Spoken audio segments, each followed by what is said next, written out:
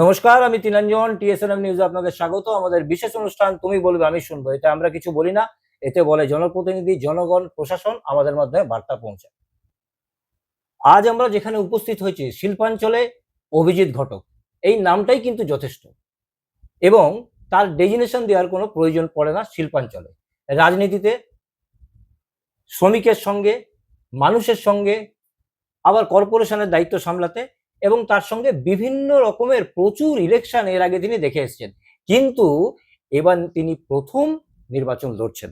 দাদা, এত ইলেকশন দেখেছেন, এত ইলেকশন করেছেন, কিন্তু আপনি এবার নতুন। না, আমি কাউন্সিলর ভোটে দাঁড়িয়েছি এবং 4বার আমি জিতেছি।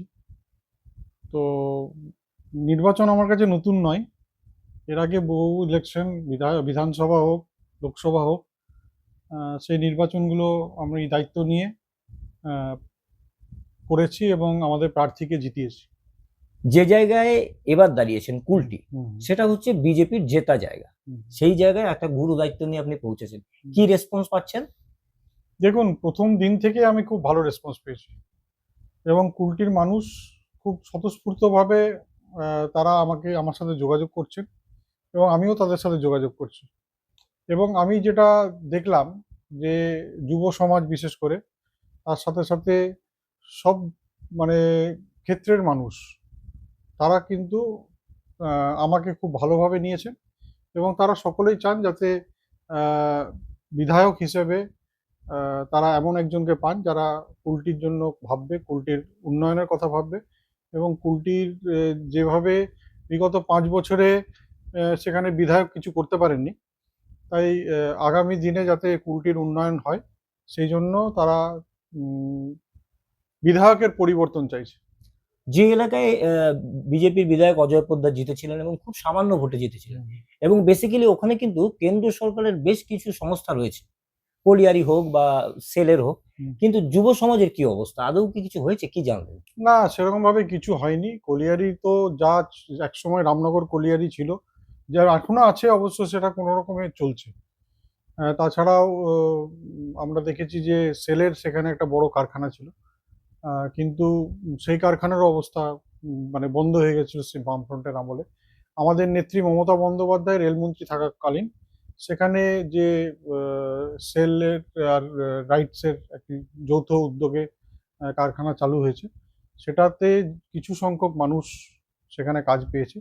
কিন্তু শিল্পনগরী হিসেবে যেটা কুলটির পরিচয়, সেই পরিচয়টা কিন্তু বিগত 5 বছর ধরে আমাদের যিনি বিধায়ক, তার ওখানে দিল্লিতে তার দলের সরকার রয়েছে, কিন্তু সেখানে দলের সরকার থাকা সত্ত্বেও তিনি কুলটিতে সেন্ট্রাল গভর্নমেন্টের যে পাবলিক সেক্টর ইউনিট, সেগুলোকে ভালোভাবে চালু করা বা নতুন কোনো কারখানা করার তিনি করতে পারেননি এবং করার কোনো উদ্যোগও নেননি। আমি যদি বলি যে বেসিক সমস্যা কি দেখছেন, মানে মানুষ মানুষ মূলত কি চাইছে, যদি বলি যে আপনাকে কেন ভোট দেবে অজয় পোদ্দার থেকে সরে? হুম। দেখুন, মানুষ সবসময় তাদের এলাকার উন্নয়ন চায় এবং তারা দেখতে পাচ্ছে যে তাদের পাশে আসানসোল, বারাবণী, পাণ্ডবেশ্বর, রানীগঞ্জ, এইসব জায়গায় বিধায়করা উন্নয়ন করছেন, কিন্তু তাদের বিধায়ক কোনো উন্নয়ন 5 বছরে করেননি। আমি তো অনেক জায়গায় যাচ্ছি, সেখানে মানুষ বলছেন যে আমাদের বিধায়ককে আমরা 5 বছর দেখতেই পাইনি। তো সেই যে ধরনের একজন বিধায়ক যিনি এলাকায় যান না, যিনি কুলটির উন্নয়নের কথা বলেন না, যিনি বিধানসভাতে 5 বছরে একবারও কুলটির জন্য কোনো কথা বলেননি, কুলটির যে আহ, মানুষের চাহিদা বা মানুষের দাবি সেগুলো নিয়ে কোনোদিন বিধানসভায় আমি তাকে বলতে দেখিনি, তাহলে একজন বিধায়ক যে কুলটির উন্নয়নে করেননি, যে কুলটির মানুষের সাথে দেখা করেননি, যে কুলটির এলাকায় ঘোরেননি, তো সেই রকম বিধায়ক থাকা আর না থাকা একই ব্যাপার। বারবার একটা প্রশ্ন আসছে নির্বাচন আসার আগে, এই যে এসআইআর, হুম, প্রচুর নাম কাটা যাচ্ছে হুম, এবং তার সঙ্গে নির্বাচন কমিশন, তারাও কাদের হয়ে কাজ করছে একটা অভিযোগ আসছে। হুম। সেই জায়গা থেকে আর কি প্রভাব পড়তে পারে আপনার এলাকার ভোটে? দেখুন, আমরা তো দেখলাম যে ইলেকশন কমিশনকে কিভাবে নক্কারজনকভাবে একটা রাজনৈতিক দল ব্যবহার করলো এবং পশ্চিমবঙ্গে বিশেষ করে আহ, মানে লজিক্যাল ডিসক্রিপেন্সির নামে আহ, মানুষের ভোটার লিস্ট থেকে নাম কিভাবে বাদ দেওয়া হলো এবং আমাদের নেত্রী মমতা বন্দ্যোপাধ্যায় যেভাবে লড়াই করলেন এবং সুপ্রিম কোর্টে তিনি সওয়াল করলেন, তাতে সুপ্রিম কোর্ট অনেকটাই রেহাই মানুষকে পেয়েছেন। কারণ এখন দেখছেন যে জাজরা যারা কোর্টের, তারা এই ভেরিফিকেশন করছেন ডকুমেন্ট। তো আমরা আশা করব যে যাদের নাম ভোটার লিস্টে থাকার উম, মানে কথা বা ভোটার লিস্টে তারা আহ, একদম ন্যায্য ভোটার, তাদের নাম তারা আর ইলেকশন কমিশন বাদ দিতে পারবে না। তাই যারা ন্যায্য ভোটার, যারা ভোট দেন এবং যারা ভোটার এলাকায় ভোট দিয়ে আসছেন দীর্ঘদিন ধরে, তারা ভোট দেওয়ার সুযোগটা পাবেন। এই যে এত পরিমাণ সিআইএসএফ হুম। সময়ের আগেই নেমে গেল, ঘুরছে পাড়ায় পাড়াতে, এতে কি মানুষের মনে মানে ভোট দেওয়া না দেওয়ার মধ্যে কোনো প্রভাব পড়বে, বা যে ভোট দেখুন, শাসক এটা দল তো পায়? একটা আতঙ্ক ছড়িয়ে দেওয়ার চেষ্টা করছেন। তো আমি মনে করি পশ্চিমবঙ্গের আইন শৃঙ্খলা যে কোনো রাজ্যের থেকে ভালো। যেসব ডবল ইঞ্জিন সরকারের কথা বলা হয়, আজকে পশ্চিমবঙ্গে এর আগে ৭-৮ দফায় ভোট হয়েছে, সেটা আজকে ২ দফায় ভোট হচ্ছে। তার মানে পশ্চিমবঙ্গে আইন শৃঙ্খলা, যেটা বিজেপি বলতো যে আইন শৃঙ্খলা নেই এখানে, সেটা তারা পরোক্ষভাবে স্বীকার করে নিচ্ছে যে এখানে আইন শৃঙ্খলা খুব ভালো, তাই ২ দফায় ভোট হচ্ছে। এবং যেভাবে আজকে দেখতে পাচ্ছি যে চারিদিকে সেন্ট্রাল ফোর্স নামিয়ে দেওয়া হয়েছে, তাতে কিন্তু মানুষ এটাকে ভালোভাবে নিচ্ছে না। হ্যাঁ, যেখানে শান্তিপ্রিয় একটা জায়গা, যেখানে শান্তি বিরাজ করে, সেখানে যদি এইভাবে সেন্ট্রাল ফোর্স ঘুরে বেড়ায়, তাতে মানুষের মধ্যে একটা আতঙ্কের সৃষ্টি হয়। ডেপুটি মেয়র হিসেবে সম্পূর্ণ এলাকাটা আপনি চেনেন এবং হুম। কুলটিও আপনার নখদর্পণে, সেই জায়গায় কি রাজনৈতিক প্রচারে কিছুটা লাভ হবে?